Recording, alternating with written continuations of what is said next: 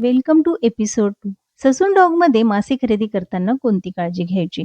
100 पावलं आतपर्यंत चालत आलं की बघा हा ससून डॉग. समुद्र, बोटी आणि मासे.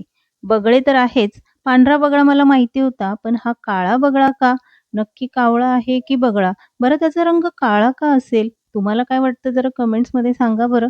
मस्त ताजे-ताजे मासे, पापलेट असतील, सुरमई, कोळंबी त्यासोबत हा जो मासा आहे हा मी पहिल्यांदा बघितला टोळ मासा. अथांग सागर, बोटी, मासे आणि किनाऱ्यालगत असलेला हा कोळीवाडा. कोळी बांधवांनी आजही त्यांची संस्कृती जपून ठेवलेली आहे. मासे खरेदी करताना तुम्हाला माशांचा भाव करता आला पाहिजे. कारण जो काही भाव सांगितला त्या भावात जर तुम्ही मासे घेतले तर मात्र तुम्हाला ते काही परवडणार नाही. हा जो हलवा आहे याची किंमत ₹1800 सांगितली, पण मी केवढ्याला घेतला माहिती फक्त ₹1000 6 हलवे घेतले. हलवे बघा किती मोठा आणि फ्रेश आहे. बरं इथं किलोवर मासे मिळत नाही. जे काही टोपली किंवा वाटे लावलेले असतात तेच घ्यावे लागतात.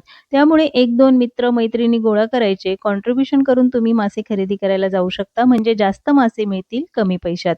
बांगड्याचे 2 प्रकार आहेत. हा आहे काटा बांगडा आणि ही सुरमईसारखी दिसते पण सुरमई नाही. हा आहे कुपा. हा मासा सगळ्यात महाग. बरं इथे मासे खरेदी करताना ते बर्फात ठेवलेले नसतात. त्यामुळे सकाळी लवकर जायचं, अगदी फ्रेश मासे घेऊन यायचे. कोळंबी बघा किती फ्रेश आहे. मासे घेताना लगेचच खरेदी करायची नाही. 1-2 वेळा सगळं मार्केट फिरायचं, बघायचं, भाव काढायचा आणि मग मासे खरेदी करायचे. कारण एका ठिकाणी महाग असतील तर दुसऱ्या ठिकाणी तोच मासा स्वस्त सुद्धा असेल. त्यामुळे भाव काढून मगच मासा खरेदी करायचा. हा जो भला मोठा मासा आहे याचं नाव काय आहे तुम्हाला माहिती असेल तर कमेंट्समध्ये जरूर सांगा कारण मला याचं नाव माहीत नाही. मी खरेदी केलं हलवा, सुरमई, बांगडा आणि पापलेट.